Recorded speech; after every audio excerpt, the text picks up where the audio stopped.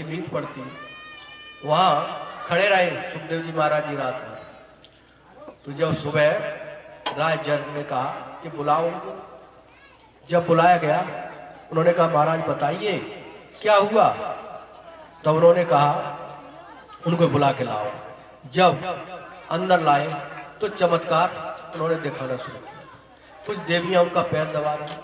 तो उन्होंने कहा अरे ये राय जनक भोगी है, मैंने पहले ही कहा। तब तक उन्होंने एक पैर उठाया और उधर चूल्हे की तरफ रख दिया। उन्होंने कहा अरे ये तो योगी है, इसका पैर नहीं चल रहा। और जब आगे गए राजा जनक को बिठाला, उन्होंने कहा कि महाराज जी बैठिए। तब तक उन्होंने धीरे से एक संतरी ने कहा कि महाराज जी राज्य में आ गया। उन्होंने कोई बात नहीं, हरी इच्छा है। तब तक दूसरे ने कहा कि महाराज जी और तेज आग लग गई। उन्होंने कहा हरी इच्छा है। तब तक एक बोला कि महाराज जी इस हवेली में, इस राज्य में आग आने वाली है। तो राय जनक तुरंत राय जनक से पहले ही सुखदेव जी तुरंत उठे और अपना छोटा कमंडल उठा के भागने लगे।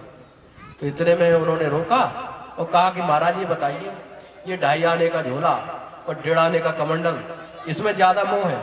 मेरा सब जल गया तो मैंने तो कुछ कहा नहीं। उन्होंने कहा बताओ तुम त्यागी हो कि मैं त्यागी हूं? कि महाराज जी आप ही त्यागी, आप ही त्यागी हो। तब उन्होंने बिठाला और क्रोध कुछ ठंडा हुआ। उन्होंने कहा अभी इनके पास बहुत कुछ है। महात्मा बिल्कुल पहले झरा देते थे, कुछ रखते नहीं थे, इतनी सफाई करते थे। आज इतनी सफाई का टाइम नहीं, तभी तो समय लग रहा। तब उन्होंने कहा कि महाराज जी कह दो राज्य में बहुत बड़ा मेला लगवाया गया। राय जनक ने जब मेला लगवाया और कहा कि सुखदेव जी महाराज जी को ले जाओ और पूरा मेला घुमा के लाओ। और इनके जब चलने लगे तो एक दूध का कटोरा लिया, उनके हाथ में थमा दिया और कहा, 4 संतरियों से कहा कि म्यान यहीं रखो, तलवार ले जाओ। जब महाराज जी के इस कटोरे में से एक भी बूंद धरती पर गिरे तो इनका सर काट देना। तो सुखदेव जी महाराज जी पूरे घूम करके आ रहे हैं और कटोरे को हाथ में लिए। जब घूमते घूमते आए तो उन्होंने कहा, राज जनक पूछने लगे कि महाराज जी मेले में कोई कमी तो नहीं? उन्होंने कहा महाराज जी मेला मैंने देखा ही नहीं। उन्होंने कहा आप क्या करते रहे? आपको मेला देख ली? कि महाराज जी मैं इस कटोरे का ध्यान कर रहा था कि इसमें से बूंद गिर गई तो मेरी जान चली जाएगी। उन्होंने कहा ऐसे ही मैं संसार में रहता हूँ और मैं अपने मन रूपी दूध को, यानी दूध रूपी मन को इस संसार में बिखरने नहीं देता, बराबर ऊपर ही ध्यान रखता हूँ। उन्होंने कहा ठीक है। और उन्होंने कहा कि अभी तो इनके पास बहुत कुछ है, बहुत कुछ है। जब महात्मा धीरे धीरे जरा देते हैं तब उन्होंने कहा इनके लिए भोजन का इंतजाम करो।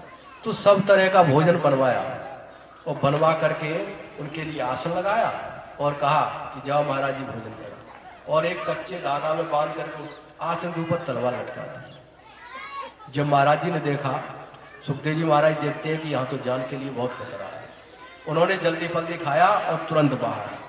तो राय जनक पूछने लगे कि महाराज जी लड्डू में क्या स्वाद था, कि बर्फी में क्या स्वाद था? कि महाराज जी मुझे कुछ नहीं पता, मैं तो तुरंत निकला। उन्होंने कहा भोजन नहीं करके आए? उन्होंने कहा नहीं, भोजन तो किया, लेकिन मुझे मैं भोजन में ध्यान नहीं था, मेरा ध्यान वहां था।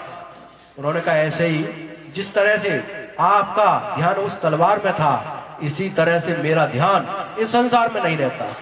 हमेशा ऐसा ध्यान कर लो और मैं भवसागर से अभी पार कर देता हूं। जो प्रेमी ऐसा ध्यान कर लेंगे जैसे तरह से राजा जनक ने किया और इसी तरह से सुखदेव जी महाराज जी ने ध्यान किया, ऐसा ध्यान करने वाले भवसागर को ज्यादा समय नहीं लगता, 7 मिनट लगती है। 7 सेकंड से 7 मिनट इतना समय लगता है, लेकिन ऐसा कठिन होता है। आजकल कितने भी प्रेमी हो और कल ही बुड्ढा खत्म होने वाला हो, शरीर छोड़ने वाला हो, और उससे कहो कि कुछ परमात्मा के लिए ध्यान लगा, नहीं, अरे लड़के को बुलाओ जल्दी, नाती को बुलाओ, लेकिन उस समय भी परमात्मा में ध्यान लगा। क्योंकि कहते हैं कि स्वामी पिछले पाप से मुझे हर चर्चा न सुने। अंत में वही याद आता है जिसमें हम रमण होते हैं, जिसमें हम रमे होते हैं। अंत में वही चीजें आती हैं जाकी रही भावना जैसी और प्रमुख मूर्त देखी तिनों तैसी। जिसकी जैसी भावना में जो रंगा होता है वही भावना बार बार खींच खींच के लाती है। इसलिए प्रेमियों कहते हैं कि मोह सकल व्याधिन कर मूला, जासे दुख उपजय बहुसूला।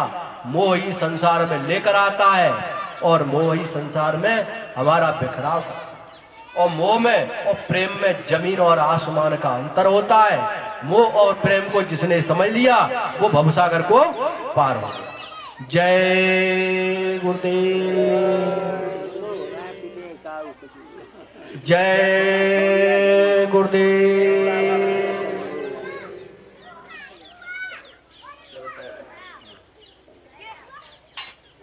जय गुरुदेव, जय गुरुदेव। देखो प्रेमी कोई भी